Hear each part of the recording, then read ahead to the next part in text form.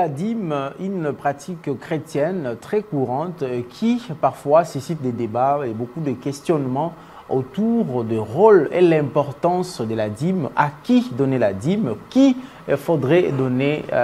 doit donner la dîme. Voilà, aujourd'hui, dans votre émission Religion et Société, comme d'habitude, nous aimons toujours partager sur le sujet qui ronge la société. Et aujourd'hui, nous recevons un jeune frère, un jeune serviteur de Dieu. Il s'appelle frère Esaïe Akibur, donc j'espère comme ça qu'on prononce son nom. Et donc nous allons en parler en long et en large sur ces sujets, l'importance et le rôle de la dîme. C'est tout de suite dans l'émission Religion et Société.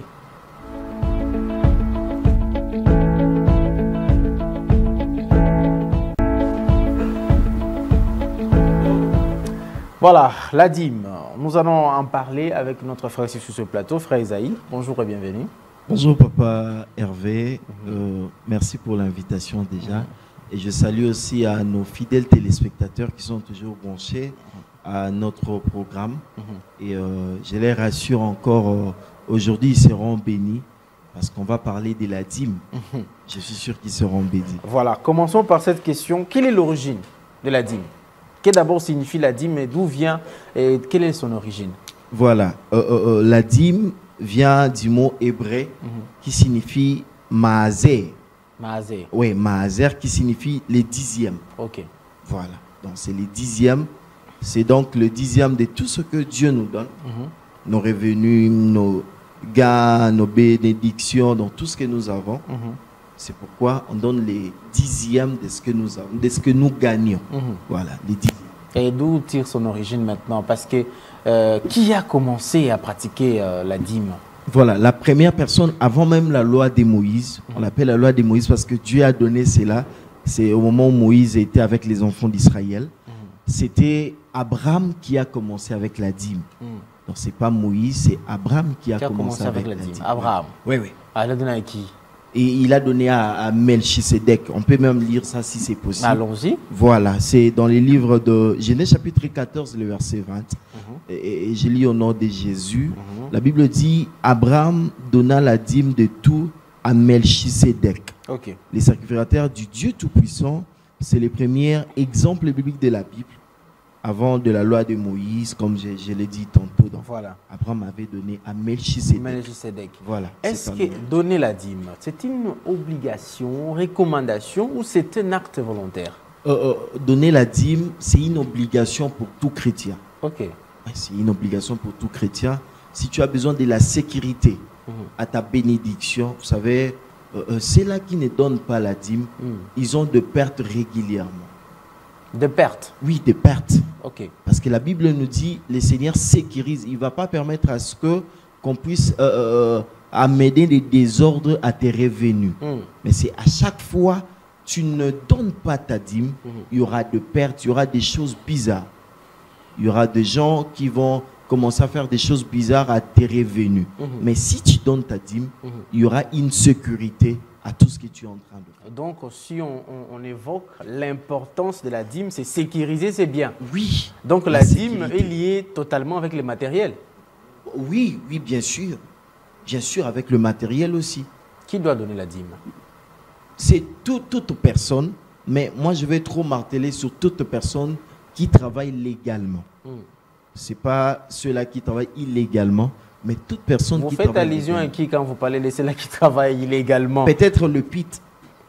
Les PIT ne peuvent pas donner la... Les prostituées, vous voulez dire? Oui. Les prostituées ne peuvent pas donner la dîme. C'est ce que la Bible nous recommande, papa. Dans d'autres pays, les prostituées, c'est reconnu. La prostitution, c'est reconnu comme un métier légal. Voilà. Il y a des maisons où on reçoit les hommes qui partent à la rencontre avec les prostituées. Voilà. Et donc, vous pensez que celles-là ne peuvent pas donner la dîme? Oui, c'est ce que la Bible nous dit. Dans le livre de Deutéronome 23, 18, la Bible nous dit ceci. Tu n'emporteras point dans la maison de l'Éternel ton Dieu les salaires d'une prostituée, ni les prix d'un chat, pour l'accomplissement d'un vœu quelconque, car l'un et l'autre sont en abomination à l'Éternel. Donc, l'Éternel avait recommandé aux enfants d'Israël, les prostituées ne peuvent pas apporter leur argent, s'il faut dire, à la maison des dieux. Donc, c'est quelqu'un qui fait un travail noble, c'est celui-là qui doit apporter à la maison des dieux sont revenus. Restons un tout petit peu sur cette question, parce que ils ont le souffle de vie. Voilà. Ils se réveillent le matin, ils s'apprêtent, ils vont faire, pour eux, c'est le travail. Voilà. Et ils se disent, ben écoutez, je pouvais rencontrer les hommes méchants la nuit, qui pouvaient aussi me faire du mal, me tuer par exemple. Oui, oui. Mais je suis en vie, Dieu m'a gardé en vie. Pour cette reconnaissance-là, tout ce que j'ai gagné aujourd'hui, je donne la dîme. Ok. Elle a mal agi. Oui, elle a mal agi. Pourquoi? Parce que ce sont des maris d'autrui. Pas seulement le mari d'autrui, c'est peut-être un jeune qui se débrouille au lieu d'économiser pour faire quoi que ce soit. Parce que, vous savez, c'est là... Mais il est venu de lui-même. On ne l'a pas forcé. Oui, mais c'est là qu'ils le font. Ils ont leurs raisons. Oui. Mais particulièrement, ce n'est pas un bon travail. C'est pas un bon travail. Ils doivent se marier. Parce que même la Bible, vous savez, l'histoire d'une femme qu'on a amenée à Jésus, qu'on l'a attrapée à l'abomination, parce que Jésus parlait de... Il prêchait l'amour, il prêchait la grâce. Les scribes et les Philistins, ils ont amené à Jésus une femme qu'on a attrapée en abomination. On l'a surpris en abomination avec 2 hommes parce que la femme n'avait pas un seul homme. Elle avait beaucoup d'hommes. On l'a amené chez Jésus.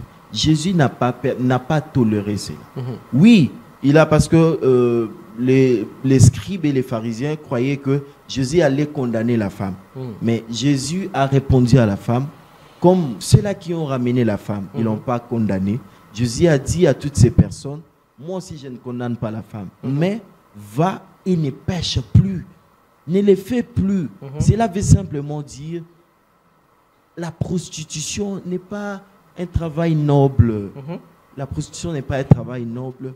Si vous êtes connecté à ces programmes, je vous conseille d'aller se repentir et de changer un autre travail. Oui. Il ne faut plus le faire. Alors, donc, vous excluez, les frères Isaïe excluent tous ceux-là qui pratiquent la prostitution de ne pas donner la dîme.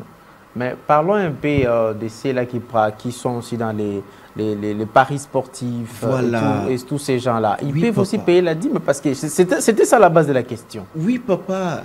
Et papa Hervé, mes frères, mes soeurs, vous savez, actuellement, il y a même des mamans qui jouent ces jeux. Donc, ils ne sont pas conseillés de donner la dîme avec cet argent. Vous savez, avec Zachée, il a d'abord confessé, il s'est répandu avant d'aller donner sa dîme. Ok. Il a déclaré, je n'ai pas bien gagné cet argent. Ok. Je ne peux pas donner la dîme comme ça. Donc, c'est là qui joue. Je ne sais pas moi, c'est Ngenge, c'est Winner, tout ça, ils ne peuvent pas donner la dîme. Si vous l'avez déjà fait, je vous conseille d'arrêter. Et s'ils donnent, ne reçoivent-ils pas la bénédiction? Oui. Je vais dire ça parce que la Bible nous dit, vous ne pouvez pas amener à la maison de l'Éternel un animal où il est peut-être maladif, ou il y a sa jambe qui a... Donc, on ne veut pas amener à la maison de Dieu l'offrande qui a quelques soucis. Ok. Il est même conseillé de ne pas aller déposer l'offrande dans la maison de l'Éternel si tu es conscient que tu as encore des problèmes à traiter dans ta maison. Donc tu dois d'abord finir avec tout ce que tu as dans la maison avant d'y aller déposer ta dîme. Donc, mes frères de Winner, de Paris, je ne sais pas moi si c'est quoi Ngenge, arrêtez d'aller donner la dîme. Frère Isaïe, oui, à quoi sert réellement la dîme aujourd'hui à l'église? Cela nous aide dans beaucoup de choses. Vous savez, même dans les livres, cela est écrit dans Malachie 3.10. La Bible nous dit, apportez à la maison du trésor toutes les dîmes afin qu'il ait de la nourriture dans la maison. Dans la maison des dieux. Donc la nourriture, tout ce que nous on apporte dans la maison des dieux, cela nous aide pour que rien ne manque dans la maison des dieux. Il y a d'autres activités qui peuvent s'organiser dans l'église. Avec les dîmes que nous donnons dans l'église, cela peut aider l'œuvre de Dieu à aller de l'avant. Il y a beaucoup de choses, ce n'est pas seulement les hommes de Dieu qui bouffent cela, mais cela aide dans beaucoup de choses pour l'œuvre de Dieu. Comme la Bible dit, la nourriture ne peut pas manquer. Vous savez, il y a des ONG, il y a des orphelinats qui passent dans des églises pour demander de l'aide. Alors, avec les dîmes que nous donnons, cela peut aider à l'église d'aider ceux-là qui viennent pour demander à l'église. Et si moi je trouve, parce que je n'ai pas confiance au pasteur, je n'ai pas confiance à l'église, je me dis, ma dîme, je la donne aux orphelins, parce que vous avez cité les orphelins, je la donne aux orphelins, dans un orphelinat. Est-ce que j'ai mal agi si j'ai posé un tel acte, de donner ma dîme aux orphelins? Oui, Papa Hervé, c'est une mauvaise chose, on ne peut pas encourager ça. Parce que la Bible nous recommande d'aller dans la maison de Dieu, de déposer la dîme. La dîme, ce n'est pas croiser un homme de Dieu, peut-être il est en train de prêcher dans le bus, comme nous avons l'habitude de croiser des hommes de Dieu. Ce n'est pas à lui qu'il faut donner ta dîme. Tu dois donner ta dîme dans la maison. Tu dois donner ta dîme devant ton Père spirituel. Ce n'est pas n'importe qui qu'on peut donner la dîme. On donne la dîme à nos pères spirituels. C'est dans la maison de Dieu qu'on doit aller donner nos dîmes. Donc, la dîme ne se donne pas, tu pars dans un orphelinat, là tu es en train d'aider. Il y a l'offrande pour les orphelins, pour les ONG, oui, il y a l'offrande pareil, mais là, ce n'est pas la dîme. La dîme est donnée à l'église, c'est les 1/10 de tout ce que vous avez gagné. Mais pendant que nous savons que lorsque je donne ma dîme, je paye ma dîme, c'est le pasteur qui s'enrichit. Moi, je cite les noms parce que je n'ai pas à cacher. Il y a un pasteur qui a demandé plus de 100 000 $, qui a posé la question si quelqu'un a déjà donné la dîme de 100 000 $ à l'église. C'était le pasteur Marcelo qui posait cette question à l'église. Il y a même le pasteur, le prophète Francis Tatou, qui aussi pense que non, il faut donner même au-delà des 10 000 $. Mais au finish, ce sont eux qui s'enrichissent. Qu'est-ce que vous en pensez par rapport aux pasteurs ou aux serviteurs de Dieu qui reçoivent la dîme des enfants de Dieu, mais ils s'enrichissent d'une manière illicite? Il est un homme de Dieu. Il est mandaté aussi de manger ta dîme, Papa Hervé. Mandaté, oui, mais de quelle manière? Vous savez, nous peut-être on s'est dit, quand nous partons donner nos dîmes dans la maison du Seigneur, nous sommes en train d'enrichir nos pasteurs. Plutôt, c'est pas ça. C'est pas ça. Parce que si nous donnons, déjà parce que nous, on calcule que on donne cela à un homme. Là, c'est mal. Quand nous partons dans des églises, considérons que cet homme, c'est Dieu. Nous sommes en train de donner la dîme à Dieu. Ce n'est pas un homme. Les serviteurs de Dieu, oui, lui, il peut manger. C'est parmi... il est mandaté de le faire. Mais quand nous donnons nos dîmes, nous donnons cela à Dieu. Ce n'est pas un homme. Ce n'est pas un homme. Ce n'est pas un homme que nous donnons la dîme, mais nous donnons la dîme. Si Abraham avait pensé que c'est à Melchisedec que je suis en train de donner ma dîme, il allait peut-être se faire il allait peut-être se poser tant de questions, genre, mais je vais l'enrichir, il va avoir beaucoup d'argent, il sera béni, il peut faire quoi que ce soit, mais il n'a pas vu cela. Lui, il a dit, je donne ma dîme à Dieu. Oui, devant son serviteur, à son serviteur, mais je donne ma dîme à mon Dieu. Avant que je ne pose un peu des questions plus trop spirituelles, voilà. Nous restons un peu là-dessus. Vous avez parlé de revenus. Voilà.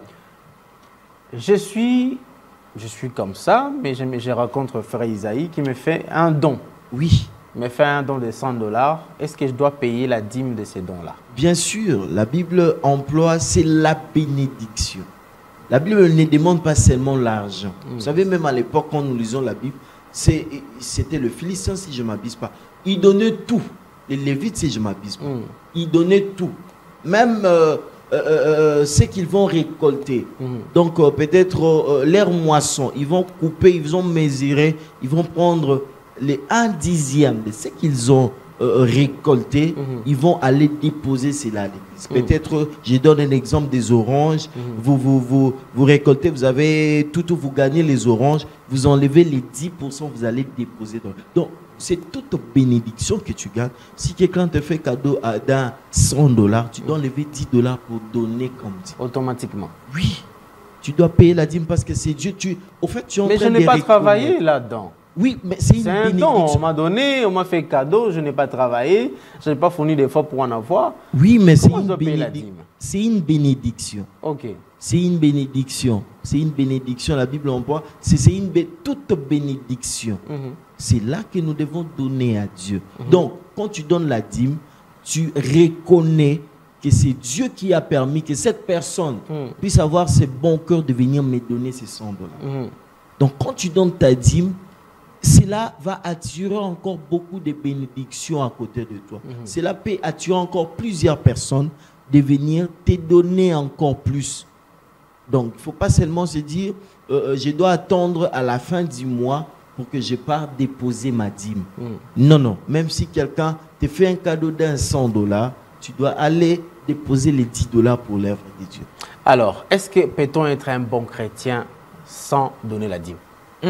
Là, je vais même dire en anglais impossible. Comment c'est impossible? Parce que nous parlons ici de la dîme qui est liée apparemment uniquement avec la bénédiction. Oui. Je n'ai pas besoin de bénédiction matérielle. Je reste chrétien, mais je ne donne pas la dîme.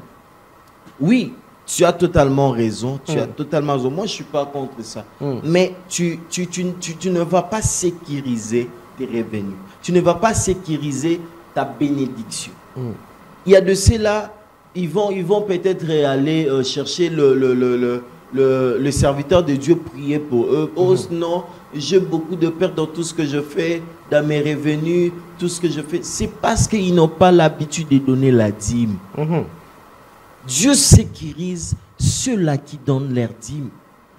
Ceux-là qui donnent leur dîme, Dieu leur sécurise. Dieu sécurise leurs revenus. Donc, si tu es chrétien, tu te dis, je ne vais pas donner ma dîme, tu es en train d'exposer tout ce que tu fais. Tu es en train d'exposer tout ce que tu fais parce qu'il n'y aura pas une sécurité spirituelle. Si tu veux une sécurité spirituelle, tu dois apprendre à donner ta dîme. Tout ce que tu gagnes, toutes tes bénédictions, tu dois apprendre d'enlever 1/10 de ce que nous faisons. Nous sommes en train de faire, allais-je dire. Parce que déjà, nous faisons que 10%. Vous savez, il y a la part de l'homme, il y a aussi la part de Dieu. Alors, Dieu fait les 10% que nous donnons là, ce n'est même pas suffisant. Parce que Dieu te protège du 1er au 30. Il fait tout pour toi. Et à la fin, tu pars donner qu'un 10% de ce que tu gagnes. C'est même insuffisant. Si vous voyez même, il y a ceux-là qui ont compris, ils ne donnent pas les 10% de ce qu'ils gagnent. C'est pas mal. C'est pas mal. C'est pas une obligation. Mais il y a ceux-là qui donnent peut-être au-delà des 10%. Au-delà des 10%, parce qu'il s'est dit, le Seigneur a fait au-delà de ce que moi j'attendais.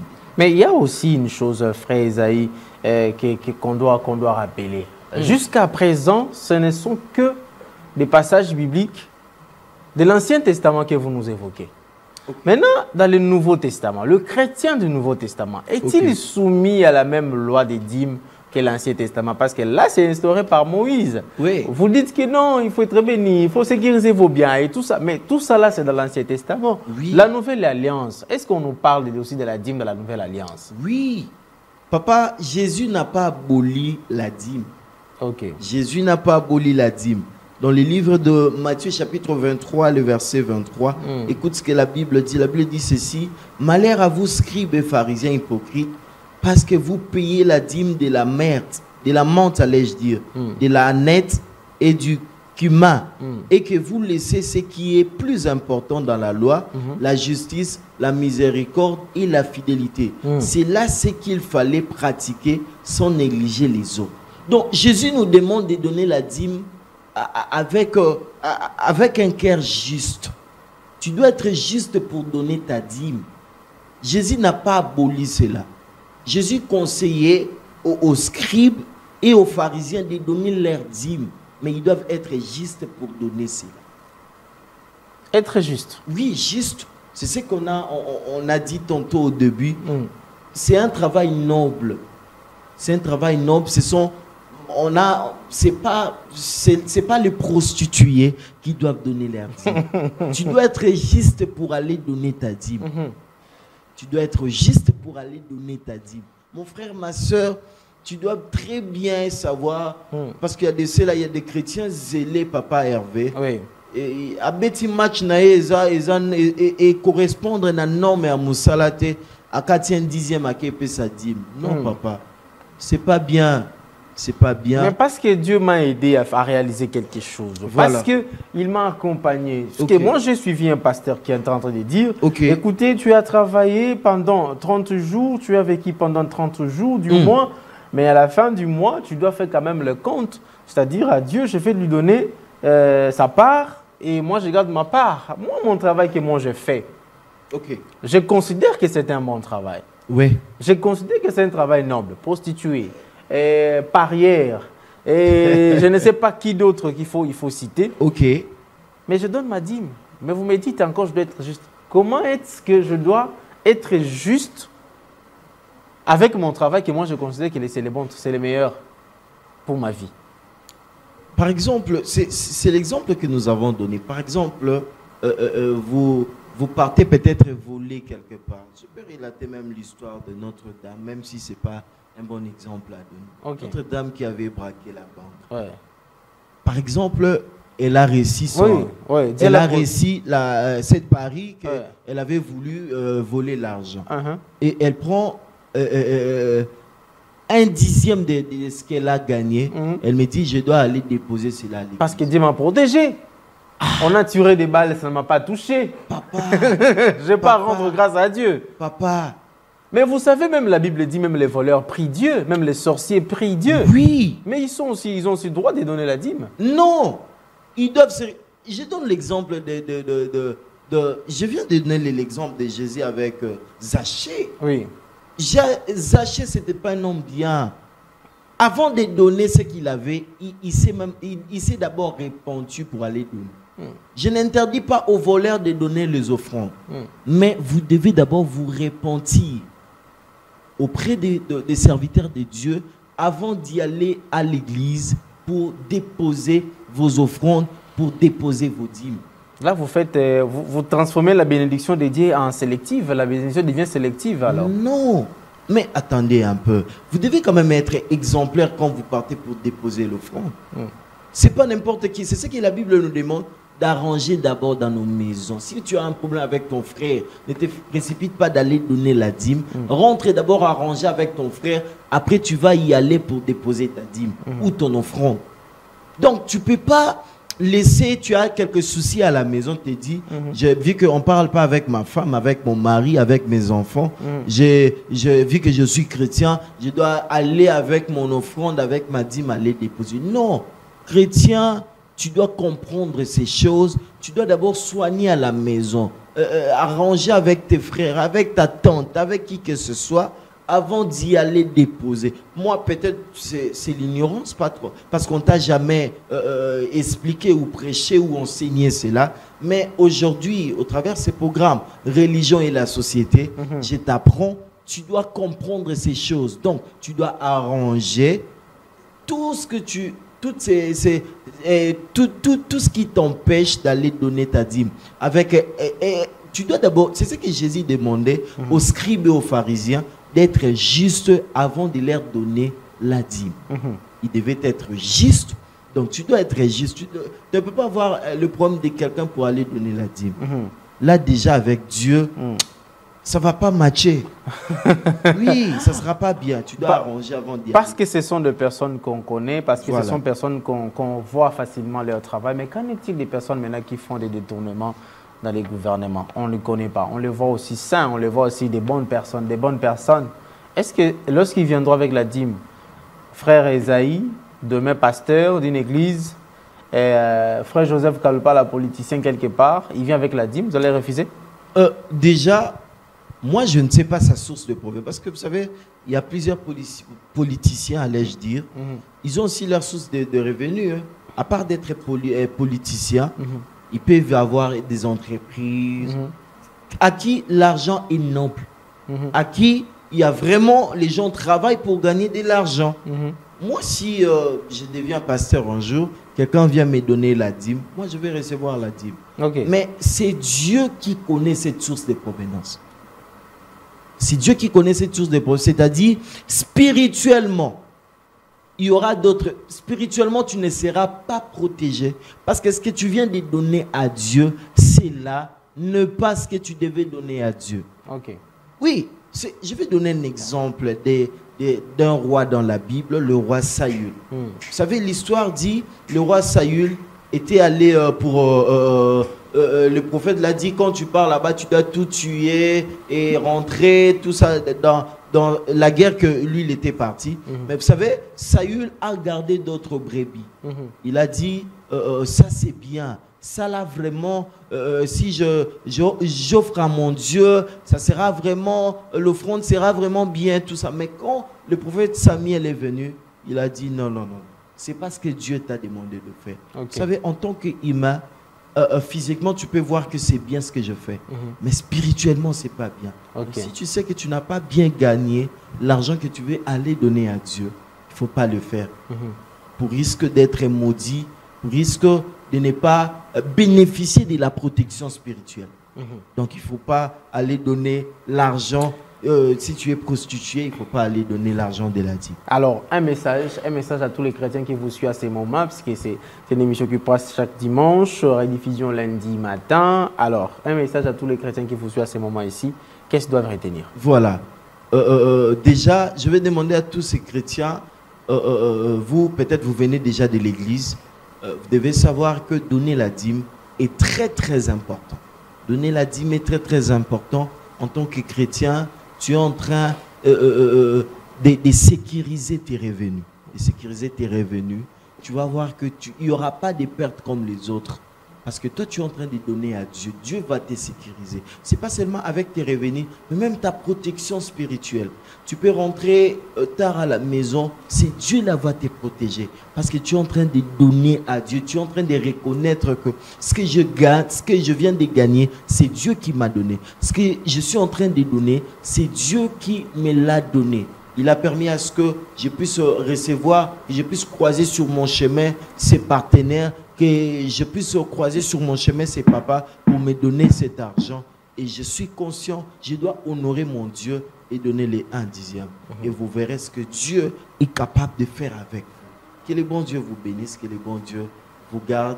Et je suis sûr et certain que Dieu va encore vous bénir et il va ouvrir beaucoup de portes pour que vous puissiez venir à l'église pour donner la dîme. Merci beaucoup, frère Esaïe Akibour de l'église Cité Bethel Ensemble et Central, de la communauté Cité Bethel. De la communauté Cité Bethel. Voilà. Donc, j'espère qu'on ne va pas vous appeler fils de la réserve. Je suis fils de la réserve. Voilà. Voilà. Merci beaucoup d'être passé à cette émission. Nous vous disions toujours que l'émission Religion et Société, les serviteurs de Dieu, vous êtes pasteurs, vous êtes frères, vous en connaissez quelque chose dans la Bible ou dans d'autres religions.